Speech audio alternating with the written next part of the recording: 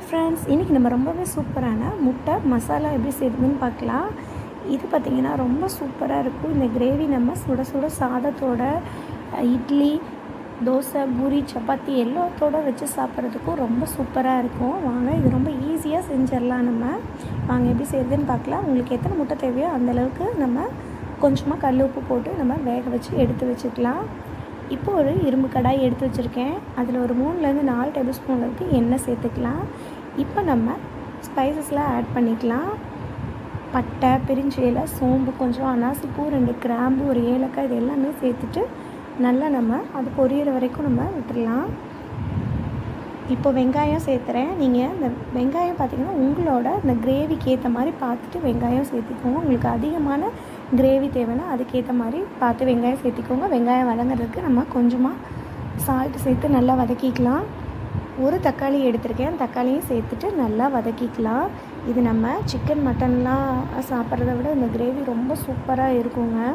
பிள்ளைங்களுக்கு ரொம்பவே பிடிக்கும். இந்த கிரேவி சாதத்தோடு பிசைஞ்சு சுட சுட ஊட்டி விட்டோம் அப்படின்னா ரொம்ப சூப்பராக இருக்குங்க. எல்லாத்தோடு வச்சு சாப்பிட்றதுக்குமே இது ரொம்ப சூப்பராக இருக்கும். இப்போ இதில் கொஞ்சமாக மஞ்சள்தூள், மிளகாத்தூள் உங்கள் காரத்துக்கு ஏற்ற மாதிரி சேர்த்துக்கோங்க. நீங்கள் மல்லித்தூள் சேர்த்துருக்கேன். நீங்கள் காஷ்மீரி சில்லி பவுடர் சேர்க்குறதா இருந்தாலும் சேர்த்துக்கலாம். கரம் மசாலா ஒரு 1/4 ஸ்பூன் சேர்த்துக்கலாம். இப்போ இது எல்லாமே நல்லா கொதிக்கட்டும். அதுக்குள்ளே நம்ம தேங்காய், வெங்காயம், பூண்டு, சீரகம் கொஞ்சம் சேர்த்துக்கலாம். சோம்பு,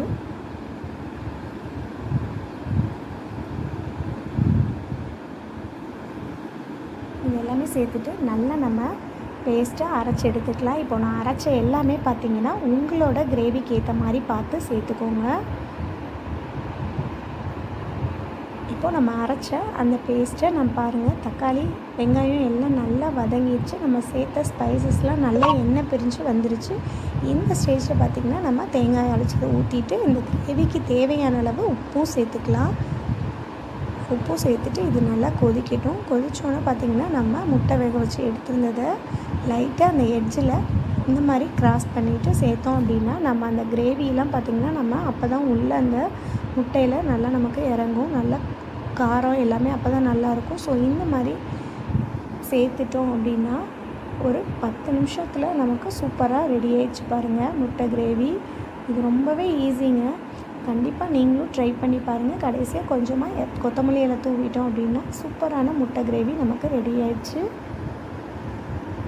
ரொம்ப சூப்பராக இருக்குங்க. டேஸ்ட்டு அல்டிமேட்டாக இருக்கும். ஸோ கண்டிப்பாக நீங்களும் செஞ்சு பார்த்துட்டு எப்படி இருக்குன்னு உங்களோட ஃபீட்பேக்கை எனக்கு கமெண்ட்டில் சொல்லுங்கள். நீங்கள் இப்போ தான் நம்மளோட சேனலை ஃபஸ்ட் டைம் பார்க்குறீங்க அப்படின்னா சேனலை சப்ஸ்கிரைப் பண்ணிவிட்டு ஆல்ற பட்டனை கிளிக் பண்ணி வச்சுட்டிங்க அப்படின்னா நான் போடுற வீடியோஸ் உங்களுக்கு உடனுக்குடன் நோட்டிஃபிகேஷனாக வருங்க.